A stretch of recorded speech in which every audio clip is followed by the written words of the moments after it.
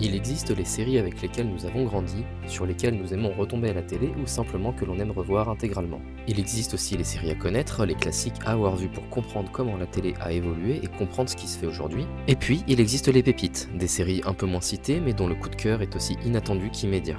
Et ça tombe bien car aujourd'hui on va parler d'une série qui m'a fait cet effet-là. Les sérivores, bienvenue dans ce nouvel épisode des séries de Marty. Aujourd'hui, je vais vous parler d'une série que j'ai découverte l'année dernière et qui me faisait de l'œil depuis un moment et qui a été un tel coup de cœur que je savais que j'aurais envie de la revoir très vite et donc que j'ai revisionné pas plus tard qu'il y a quelques semaines. Et les amis, sans plus attendre, c'est parti pour vous parler de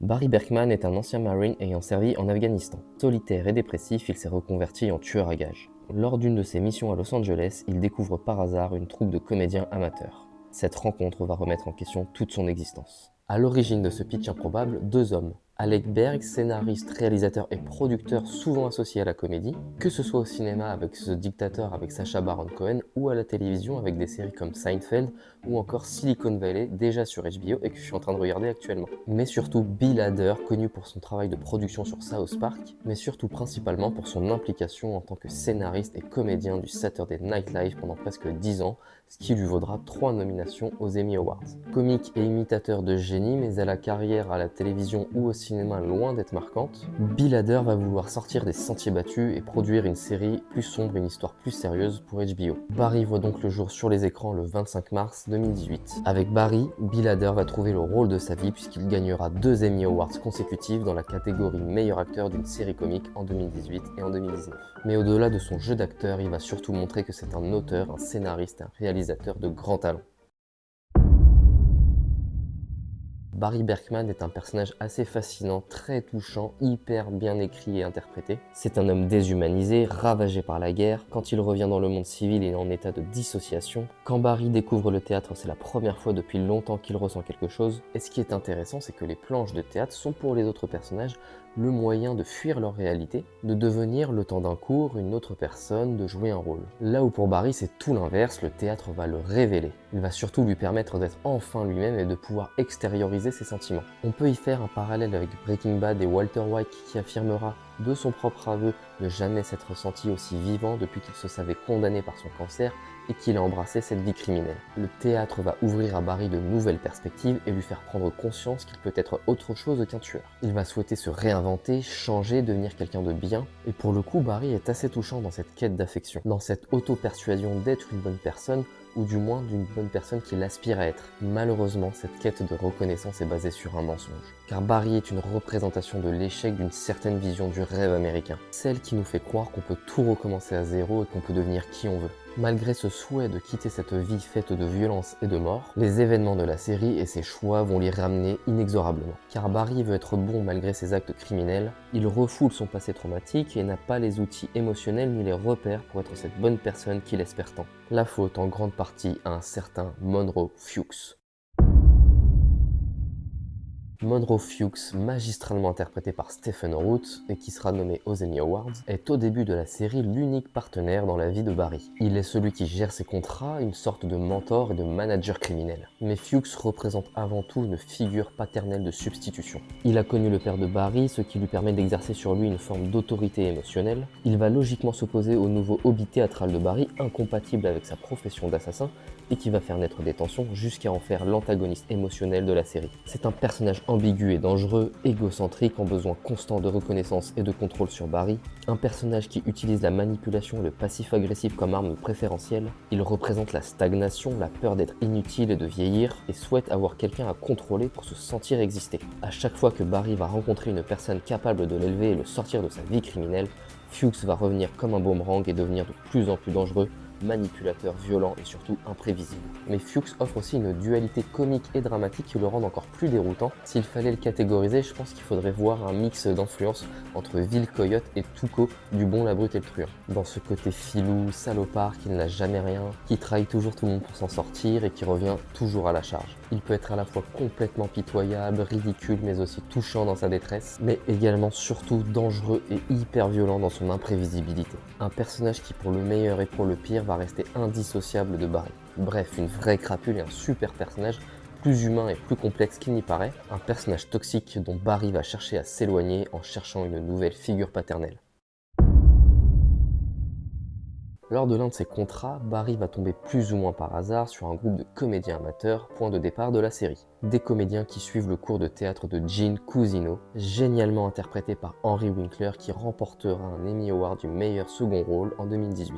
Gene est présenté comme un professeur charismatique, spirituel, sûr de son art. Mais très vite, on va se rendre compte que Gene n'est qu'une caricature de l'ego hollywoodien. Il n'est ni plus ni moins qu'un comédien raté, narcissique, manipulateur, obsédé par la reconnaissance et incapable de réelle empathie. Avec Barry, ils vont développer une relation de mentor-élève où chacun va se servir de l'autre à sa manière. Barry souhaiterait être aimé par Gene comme un père, là où Gene voit en Barry une source de validation. C'est un personnage qui veut passer de mentor bouffon à un statut beaucoup plus tragique. Sa superficialité cache en réalité une réelle angoisse et fragilité, la conscience d'être un acteur has-been, son besoin d'amour, son besoin de reconnaissance et sa peur d'être insignifiant. Gene va nous montrer que le mensonge n'est pas réservé qu'aux criminels et qu'il peut briser des vies innocentes. Il symbolise surtout la désillusion du milieu artistique et ce n'est pas le seul personnage dans ce cas-là.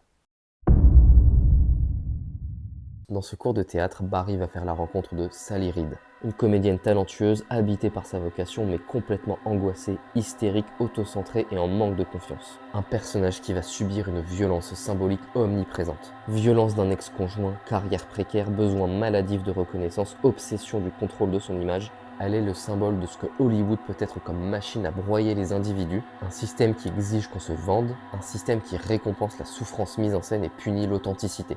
Sa relation avec Barry est hyper intéressante dans l'aspect couple miroir qu'il forme. Barry veut fuir la violence, Sally veut fuir la banalité. Barry joue un rôle pour exister là où Sally vit sa vie comme un rôle. Barry ment pour survivre, Sally pour séduire une industrie toxique. Elle représente l'art comme voie de guérison mais surtout comme un lieu de destruction. Sally symbolise la fragilité et la précarité des artistes, mais aussi leur capacité de métamorphose pour survivre dans la jungle impitoyable du show business. Un personnage profondément tragique que j'ai beaucoup plus apprécié au second visionnage, un personnage qui se veut insupportable compte tenu de ce dont il traite, qui prend un petit peu de temps à se révéler mais qui est superbement interprété par Sarah Goldberg.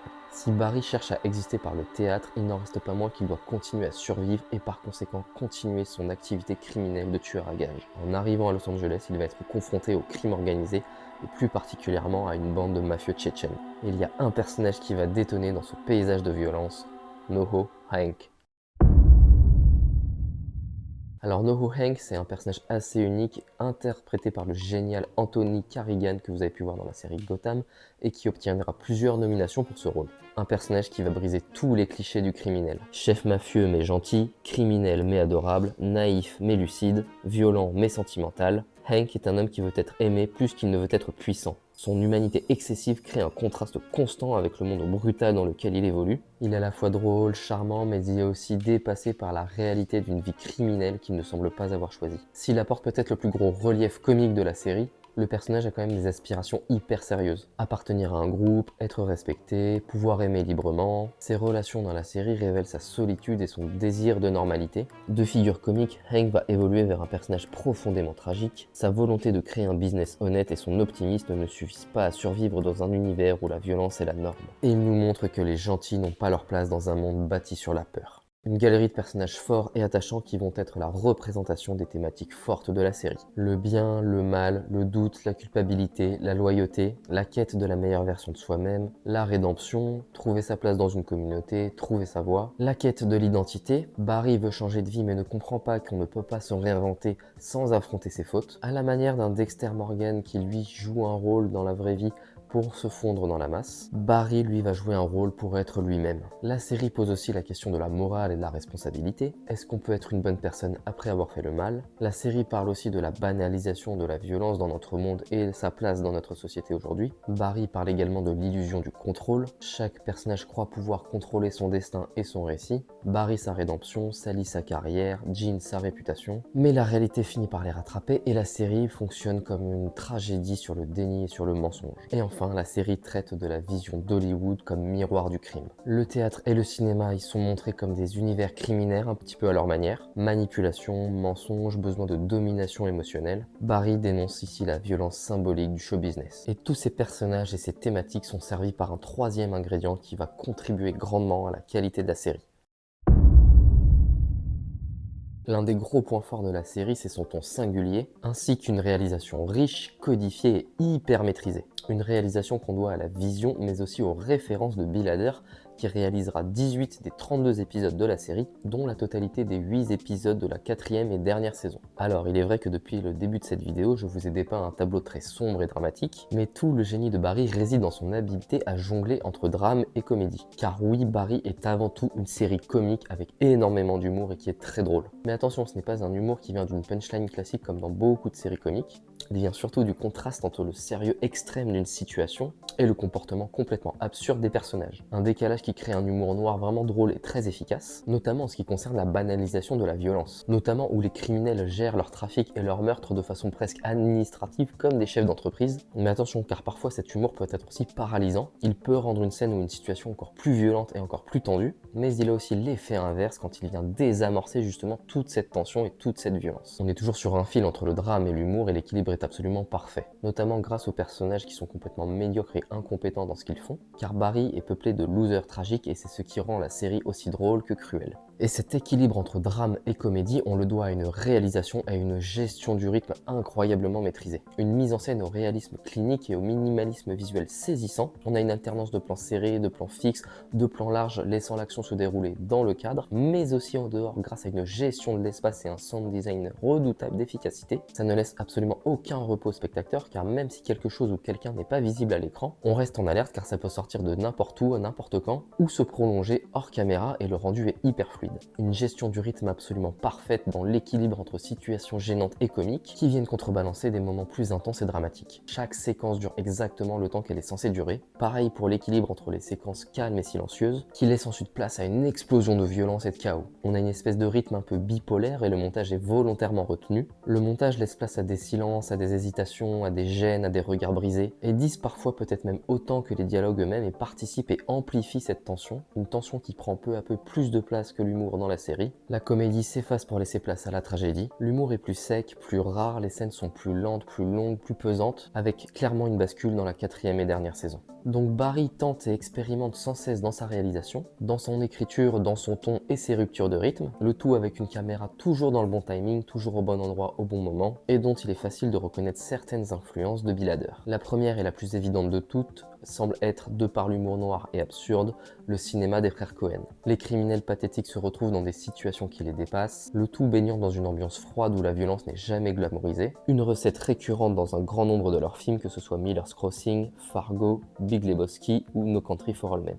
On peut y voir certaines similitudes avec d'autres séries bien connues comme Dexter ou Breaking Bad pour différentes raisons. Dexter qui joue un rôle en société pour paraître normal et se fondre dans la masse. Barry lui joue pour être lui-même, pour exister et pour être aimé. Le parallèle avec Breaking Bad peut se faire par l'approche d'un homme a priori banal sombrant de plus en plus dans la violence, mais aussi dans la réalisation des fois très contemplative avec des plans longs, des plans larges nous plongeant dans une ambiance de western urbain. Et comment parler de western urbain se déroulant à Los Angeles sans mentionner Michael Mann? Par séquence, on peut y voir des clins d'œil à ces films où nous y retrouvons la lumière nocturne, les textures urbaines, ce côté anxiogène loin des strass et des paillettes d'Hollywood. Enfin, par la précision géométrique des cadrages, l'utilisation de l'espace et la froideur des teintes, on peut y trouver la touche d'un petit réalisateur pas très connu dans l'histoire du cinéma américain, j'ai nommé Stanley Kubrick. Donc c'est pour toutes ces raisons que j'ai eu un immense coup de cœur pour cette série que j'ai pris grand plaisir à revoir et que vous pouvez voir aussi vous de votre côté sur HBO Max. J'espère que cette vidéo vous aura plu et vous aura donné envie de découvrir la série. N'hésitez pas à me dire tout ça en commentaire, à vous abonner et à partager en masse. Avec Barry, Bill Hader aura sûrement trouvé le rôle de sa vie et créé son chef-d'œuvre. Un chef-d'œuvre que je trouve sous-estimé, aux héritages multiples, mais à l'écriture, à l'ambiance, à la réalisation et au ton qui la rendent unique. Une série en 4 saisons qui dépasse largement son pitch improbable et loufoque de façon très intelligente, en nous questionnant réellement sur le bien, le mal, la morale, la banalisation de la violence et sa place dans notre société. Et quand à la fin du dernier acte le rideau tombe pour de bon, on se rend compte que la plus belle des performances, celle qui compte le plus, ce n'est pas celle qu'on joue sur scène, mais celle qu'on ose faire dans sa propre vie.